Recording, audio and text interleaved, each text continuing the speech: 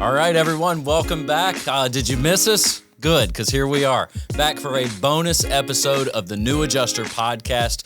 Very excited to be back with you. The reason we're back today is we got a lot of user-submitted questions that we'd like to go over with today, give you some answers, hopefully give you some insight, and give you some ideas on what to do next. Obviously, this season has been a little bit slower in the hurricane season, but if you check your calendars, hurricane season doesn't end until November 30th, so we've got some time. This has happened before. It's been slow. Sometimes there's no activity at all, and we want to give you some ideas on how to navigate that, as a new adjuster. So, without further ado, before we get started, I do want to ask you to go ahead and subscribe to the channel, CNC Catastrophe and National Claims. Hit the bell icon so you get notified of all future content that is coming your way. Like the video, leave us a comment. Who knows, we might have another one of this if we get a lot of user-submitted questions after this episode. So let's go ahead and jump right into it. All right, everyone, let's go ahead and jump right into it. Going to read the question and then kind of give my take, give my answer. May not be the one you're looking for, but it'll give you some insight as to what we're looking at as an insurance adjusting firm and maybe how you need to get prepared as an adjuster as well. So first question, I'm a truck driver looking to become an adjuster, and as a beginner, should I work from home starting out or should I start working in the field? Also, I don't have any construction experience. Should I maybe start with auto adjusting? Well, I think this is a very good question. So first of all, honestly, in my opinion, it's not that great to work from home, right? Starting out. It's good to be in an office setting or out in the field where you're with, peers and coworkers and maybe even other people that are new as well, because it gives you a sense of kind of what they're going through. It makes you feel more at ease. Your stress level comes down. And a lot of times when you're in that office or that field environment, there's people there that are going to help you, whether it be trainers, supervisors, managers, folks from the actual carrier, what have you. So in my opinion, it's not best to start working remotely because I feel like it can be a real burden if you're working remote and you have questions, you get nervous, and then the next thing you know is you hit the eject button. You're like, well, I can't do it because you feel like you don't want to bother somebody with your questions and and worry them because they've got their own work to do. So I think it's honestly best to go into an office or a field environment with other people for your first one. Now, also on the no construction experience side of things, that can be overcome. You don't have to own your own construction company to gain experience. There's plenty of YouTube videos. CNC's got training videos as well that I'll get to later today.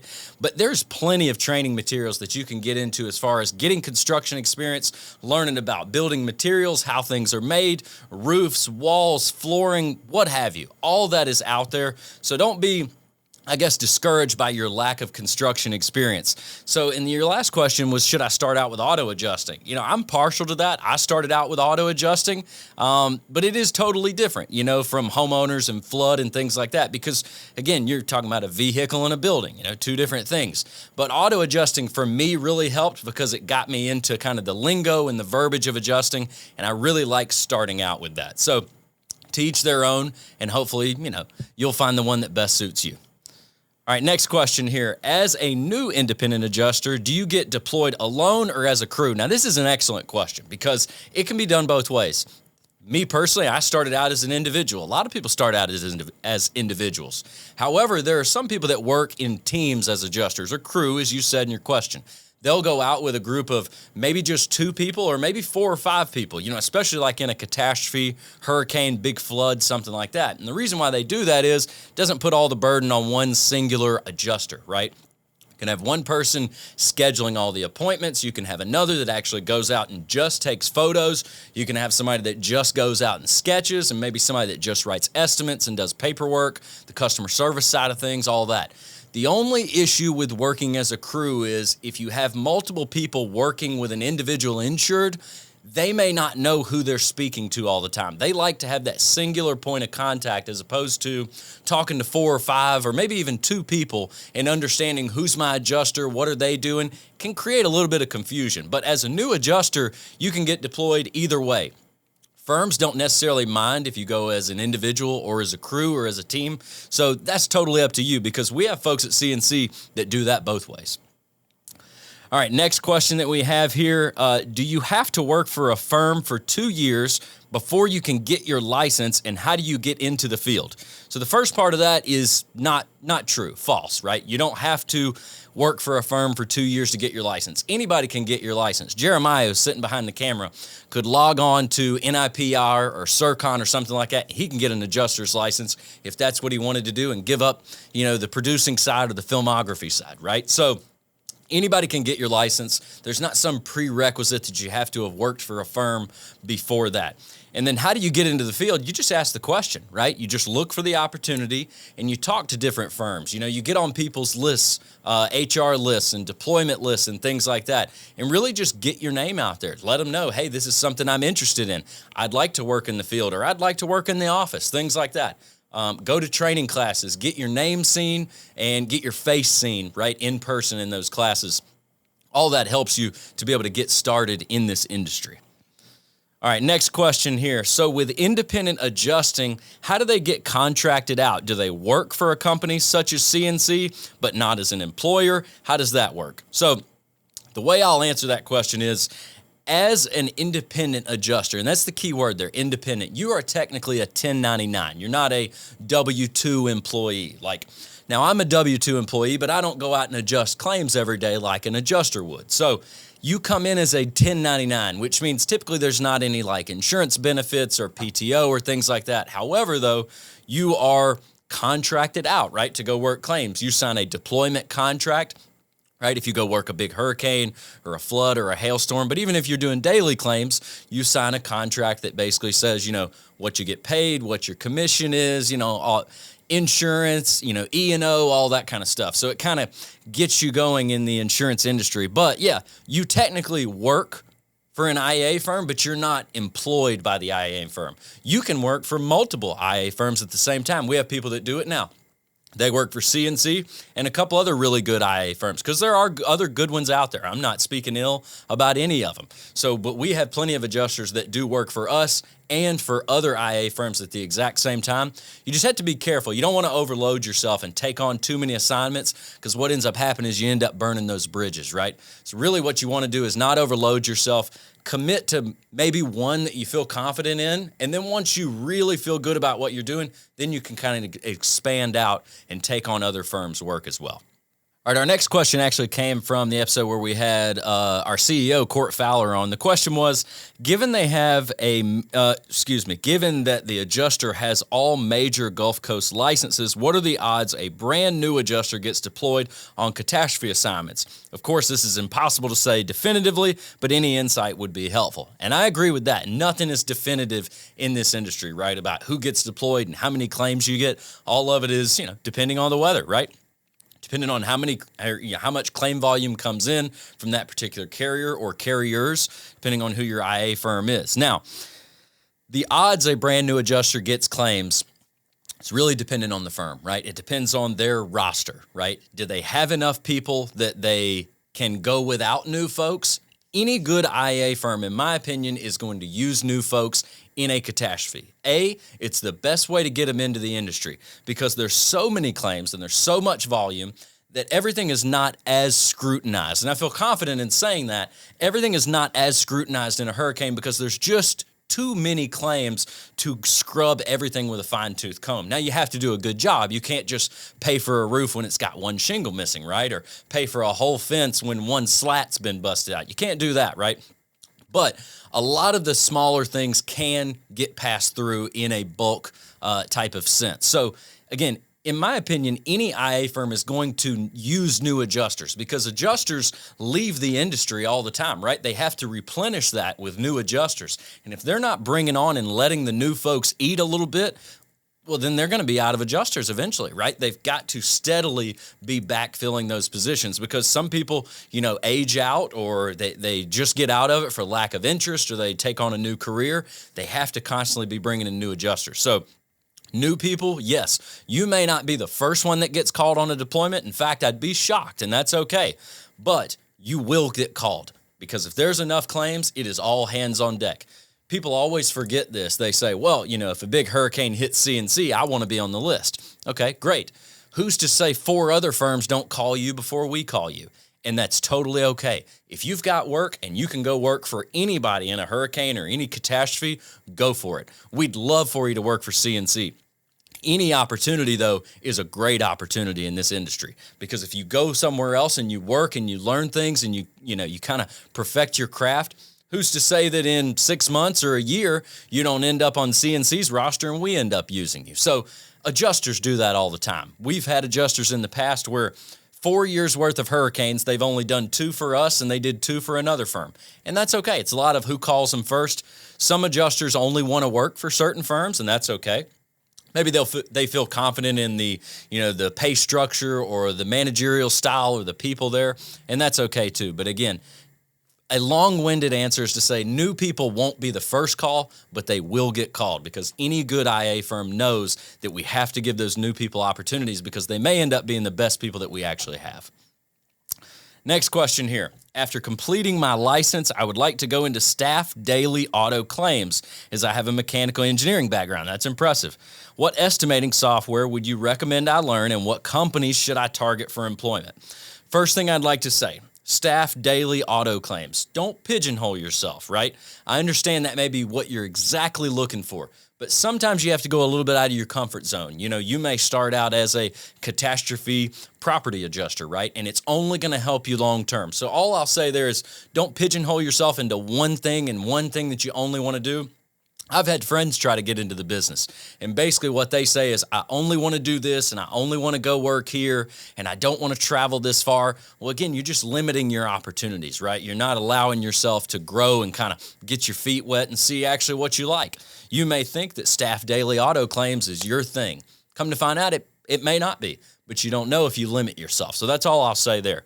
Mechanical engineering background, super impressive. And as an estimating software for Autotex is kind of the cream of the crop, right? When I started out, there was Mitchell and Autotex, but Autotex, I'm almost certain, is kind of the number one estimating software there. And honestly, what companies should you target for employment? Any.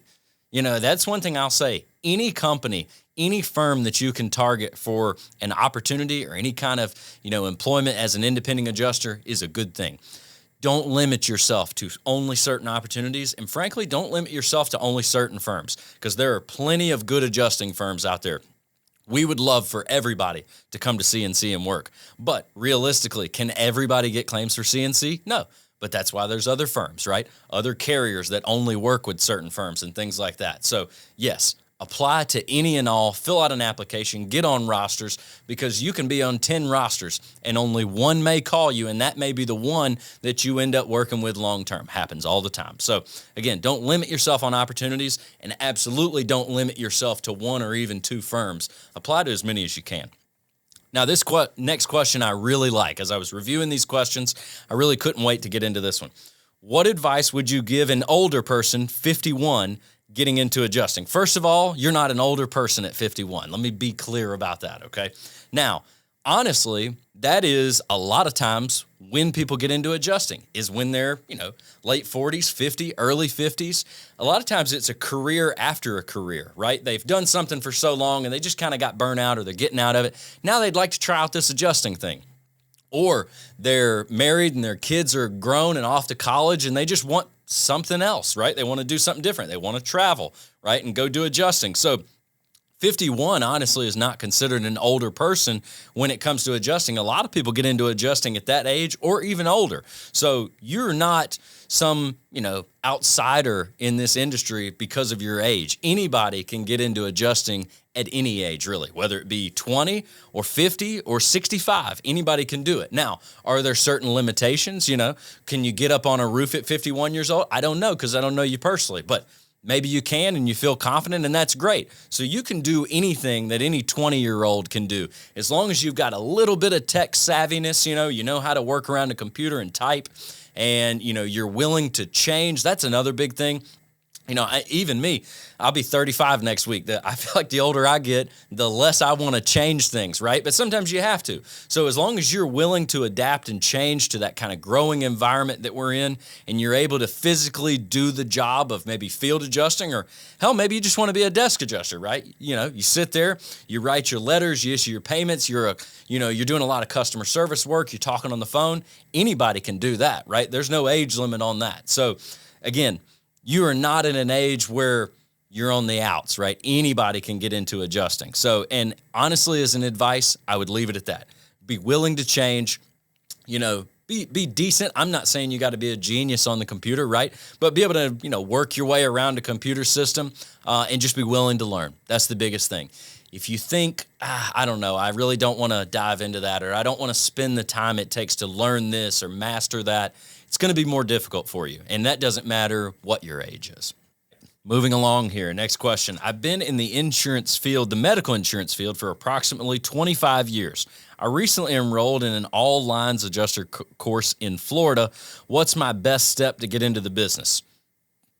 Honestly, dive in. Have nothing holding you back, right? You get your license, you've taken the course, it's time to just go head first in, right?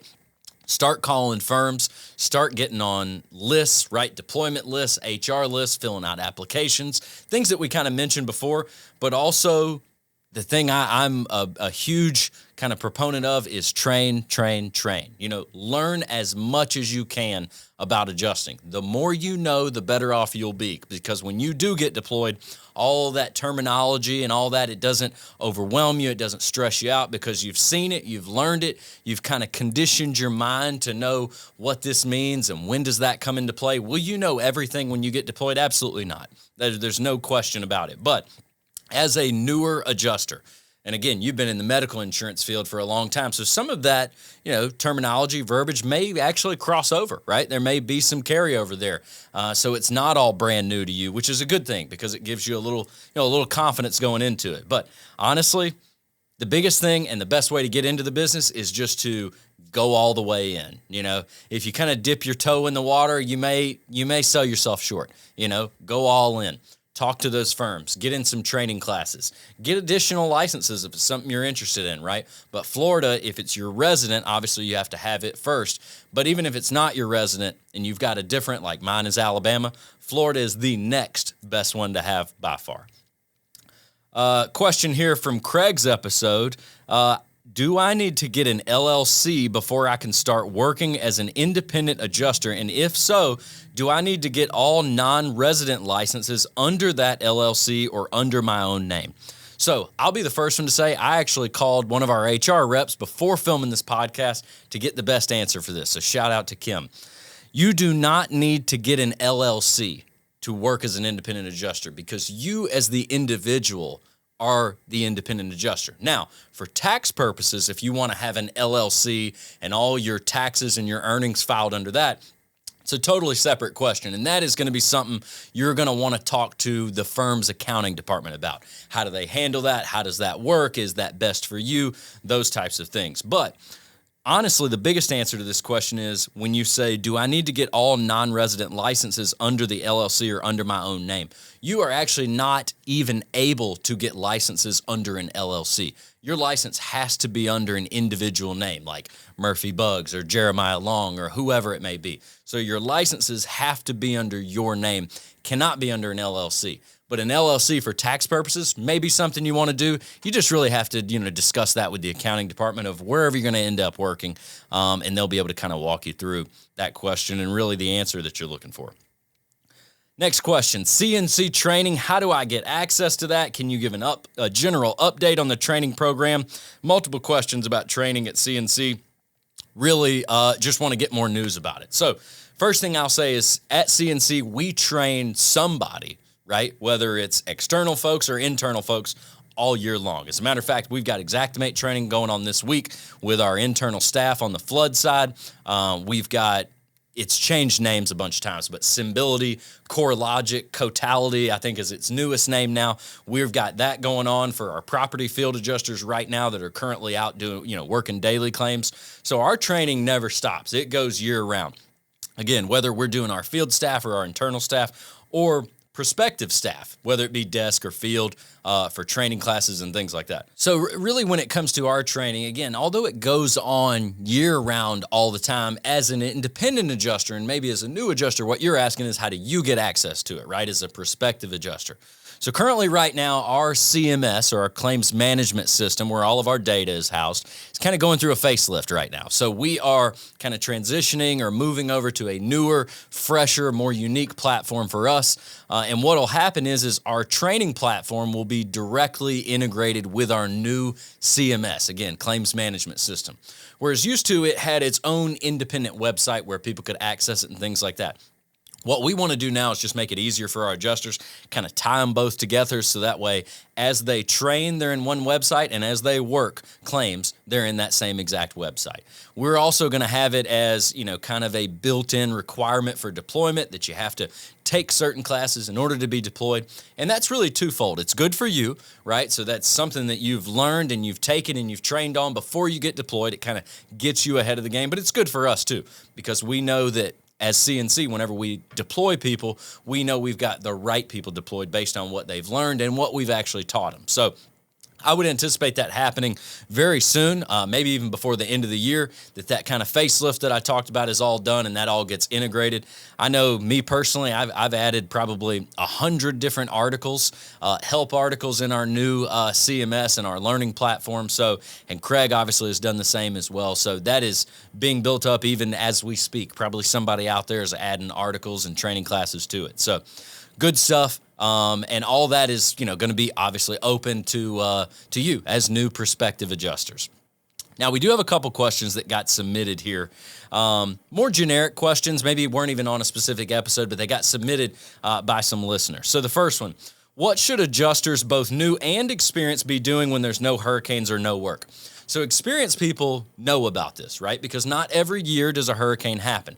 Sometimes hurricanes just don't happen, right? Everything veers out north or everything kind of goes across, where Mexico is. They don't make it into the Gulf, so on and so forth. Sometimes a hurricane will hit in the United States, and the firm that you work for, they don't have any carriers that work in that state. That's entirely possible too, right?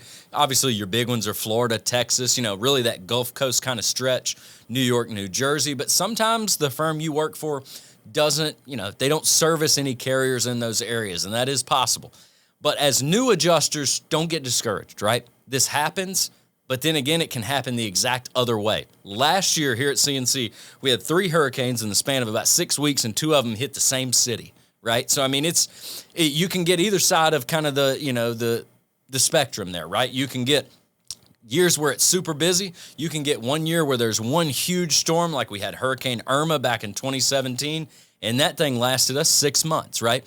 But then you can have years where it's a lot slower like this. But as I mentioned earlier, hurricane season doesn't end until November 30th, so we have plenty of time. I mean, today's just October 17th, the day that we're filming this podcast. So we've got time. That's not to say something won't happen, because it still could happen. You just have to stay prepared. You have to be on your toes.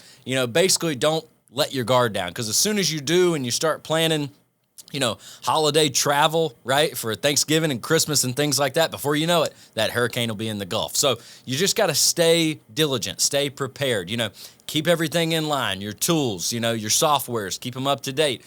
There's nothing wrong with working in the meantime if you work daily claims or things like that. But again, I think my biggest thing is experienced people know about this. It happens sometimes. But as new adjusters, do not under any circumstance get discouraged, because there will always be weather. That's why there's a weather channel.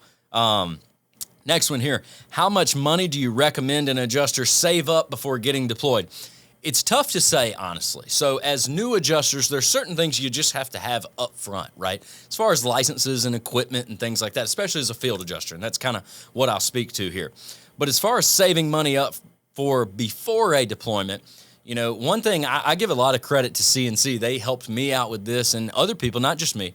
When I first got deployed, they gave me what's called an advance, right? So they give me an advance to kind of get me started and, get me a hotel for 2 or 3 weeks, right, until that first check came in and I could start to recoup that. And then obviously, pay my advance back and things like that. So a lot of really good IA firms will offer that, option for you to be able to get in advance and kind of get you started. Because look, not everybody just has, extra money lying around just in case they get deployed and need to, book a hotel for 2 weeks or meals or what have you. So it's hard to say, really.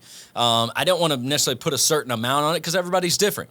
Some people can get by with, the bare essentials, right? They can get by with eating, I'm joking when I say this, tongue in cheek, but bread and water, they can get by with that. Whereas some people, they don't want to do that, or they'd like to stay somewhere a little bit nicer, as a hotel or things like that. So it's hard to say. It's hard to put an exact amount on it. However, again, a lot of IA firms give you that option of, providing you with an advance, right, to get you started on your first deployment. If you play your cards right, you have one deployment, you've made some money, you've saved some money, and then you'll never have that issue again moving forward because you'll always have that little nest egg that you've built up and that you'll be ready, to proceed with it on your next deployment and the next one and the next one after that. So, last question today. I think this is a great question to end on, especially in a time like this, a time of really uncertainty. Hurricane, is it going to happen? Is it not going to happen? Things that are going to happen is it's going to flood, right? It's going to flood. It does every year. Big rain, snow melt, doesn't necessarily have to be a hurricane, right? It's going to flood somewhere every year, right? It's also going to hail, right? It's going to hail every year. There's never been one year, I think, in the history of time where there's been no hailstorms whatsoever. So weather is going to happen, right? Weather, pun there, whether it's a hurricane or not, right? So last question, I think it's a great one to end on. After getting my home state, whatever that state might be, what state should I get license in next? I'm going to give the example like my own. Say, I live in Alabama. Alabama's my home state. The big two after that are Florida and Texas. They're bigger. They have coastline, so they've got the potential for hurricanes. Texas is going to get hit with hail every single year. It's going to flood in Texas, it seems like, because it's very dry. So a lot of, quick, instantaneous rain causes flood. It's just going to happen, right? But there are other states kind of in that Midwestern region as you start to get more into the hail time of year, such as like Arkansas, Oklahoma, things like that. But there's a lot of states that don't require a license. Again, I hate to keep bringing up, my own personal story here, but when I first started adjusting, I had Alabama and Texas, and that was it, right? So I was really limited to what I was doing. However, my first deployment, I went to Illinois, non-licensing state. My second deployment, I went to Missouri, non-licensing state. So if you only have a couple, you might be able to get by at least for a little while, again, till you kind of make some money and you've got some extra funds to be able to purchase those licenses that'll help you get even more deployments as you go. So really, again, home state, Florida, Texas. I would really start venturing into the Midwest as it gets more into hail season. But really, as you get into the summer months and close to hurricane season, that's when I would start hitting those coastal states, such as Louisiana, Mississippi, Georgia, the Carolinas, things like that. And New York, I know Kelsey always mentioned it when she was on the podcast earlier this year. We've had guests mention it. New York is a huge one to get, right? Yes, you have to take a test outside of your initial test that you take for your home state, but that New York license is a golden ticket because it's so rare, so few people have it, that if you have it, that's your skip to the front of the line card right there, right? So New York is obviously one I would encourage people to get. Me personally, though, I don't know that it would be one of the first ones I get after I get my home state. So all these have been great questions. We appreciate all of our listeners submitting them. And we will take a quick break before we shut the episode down and, unfortunately, the season down. But again, we appreciate all you being here today. Okay, everybody, want to say a huge thank you again to everybody who is watching and listening to this, whether it be on YouTube or wherever you get your podcast. If you look for the video or just the audio form of it. Very appreciative that you're here. Obviously appreciate all of your questions. I know Jeremiah is going to, he's going to post those questions and the folks that asked them so they get the recognition as well. Because again, they are the reason why this episode is possible.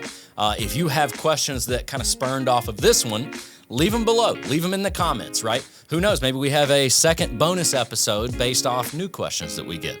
So again, appreciate you being here.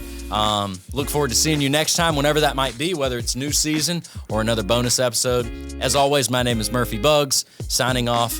See you later.